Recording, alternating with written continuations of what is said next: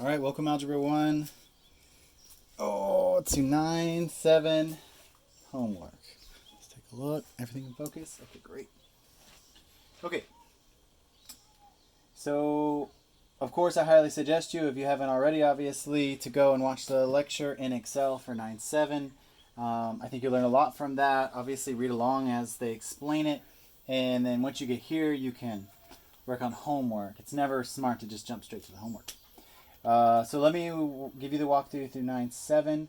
Hopefully you've done this already and you're just looking for extra explanation. So, okay. And to also give you some context, the very last section we studied, 9-6, did this through factoring. So first we factored, and then we set each factor equal to 0, and we solved for the value of x. This one's a little bit different, not more or less complicated, but yeah, I'll just jump right in and show you. So what happens when it is possible to take the square root of both sides of whatever function you're working with? So let me just write this nice and big over here and you can follow. So x squared equals 16.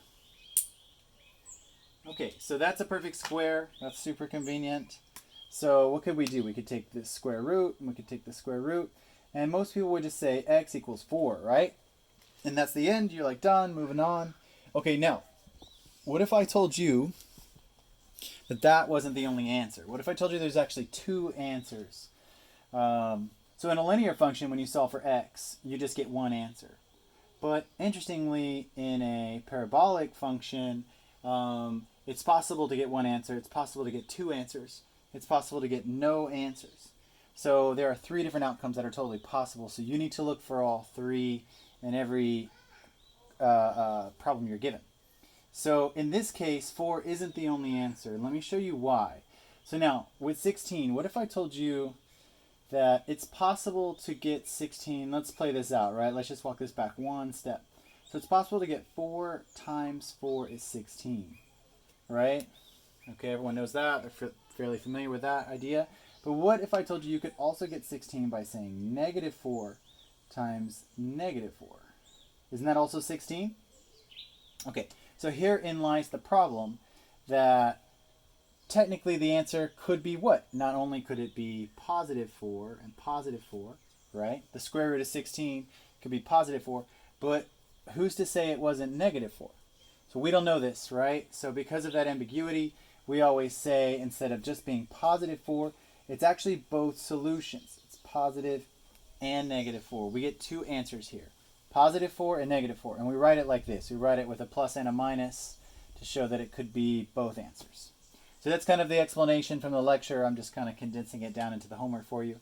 So that's it. So the very first one, 1a, should be plus or minus 4. And those are your zeros. So it's positive 4, negative 4. All right. That's the very first one. All right, so that was 1a. How about 1b? Almost the exact same thing, no big change. X squared equals 225. We take the square root of both sides. We say x equals plus or minus. And what is the square root of 225? Let's think. Isn't that 15? Memory serves me right. I'll have to double check everything with a calculator. But I think it's 15. Plus or minus 15, of course. Good, there's that one. You'll get really good with your perfect squares if you're not already. Okay, here's 1c. X squared equals negative 100. Okay, trick question, right? They always kind of put these in here just to double check that you understand the content. Square root of 100, square root of negative 100. Now, you should be saying something to yourself right here. You should be thinking, is that possible? No, right? You cannot take the square root of a negative number. Just doesn't work. It's not possible. So this one is no solution. Great. That's it. That's all there is to those. Okay, number 2. Okay, 2a. Let's hope these get hard. Okay, so 3x squared, I'm just going to rewrite this so it's nice and clear for everyone, equals 0. Okay, so now, unlike factoring like we did in the last section, we're not going to factor this. we're just going to move this guy to the other side, and we're going to say 3x squared equals 75. We're going to divide by 3. We get x squared equals 25. So this is very similar to what we just did before. We take the square root of both sides, and we get x equals plus or minus 5. Okay, just a bunch of algebra, but nothing too serious. Keep in mind that you're hoping to take a square root of something along the way, so you kind of have to strip all the other things away from it. So move the constant over, divide by some coefficient, and then take the square root.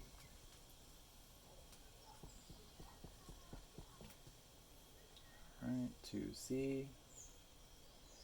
Alright, 0 equals 4x squared minus 16. Okay, this one looks really factorable, right? Don't you think you could factor it? Well, it would be if this 4 wasn't there. This 4 makes it hard. You could try factoring out a 4. If you'd like to do that, you would get x squared minus 4, right, equals 0. And then we can just throw away that 4. And then you can factor this side. What would we get here? We would get x plus 2 and x minus 2. And so we would get x equals plus or minus 2.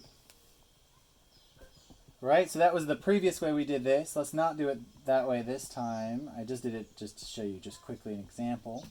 But let's actually work this out. So let's move this guy over, and let's say 4x squared equals 16. Divide by 4, divide by 4. X squared equals 4.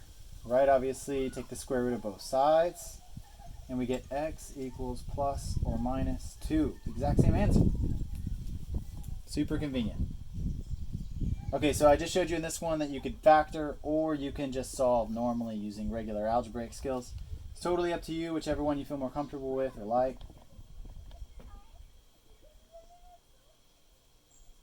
Okay, 2D. 3x squared minus 243 equals 0. Okay, clearly you could factor the 3 out again, blah, blah, blah. Work from that angle. It would work.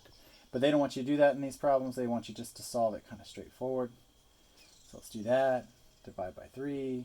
Divide by 3. What is this? How many times does 3 go into 243? So let's see. 3 goes into 24. 8 times 1. There you go. 81. That's a perfect square that you should notice. And so we get x equals plus or minus 9. And if you'd like to see the factored version of this, just let me know. I can send that to you. It's pretty easy to do as well. Alright, great. And finally, 2e, our very last one. 10x squared plus 25 equals 10. Okay, so curveball for the very end. Remember, we're just trying to isolate x squared and then take the square root of whatever we get. That's kind of the gist of this section. So let's do that. Minus 25, minus 25, 10x squared equals what? Negative 15. Am I doing that right? That looks right. Divide by 10. Divide by 10. Now, I can already see already this side over here is negative, so that's a conflict, right? So x squared equals negative 1.5 or negative 3/2. You cannot take a square root of that. That will not be possible. That's not possible. So this answer is no solution. All right. You cannot take the square root of a negative number. That was 2e. All right, that's it. That wraps up 9-7. So that was pretty fast and pretty easy. Hopefully you guys did well on those. Please let me know if you had any problems with them. And you feel free to write me, and I'll write you back with any help you need. See you guys. Have a good day.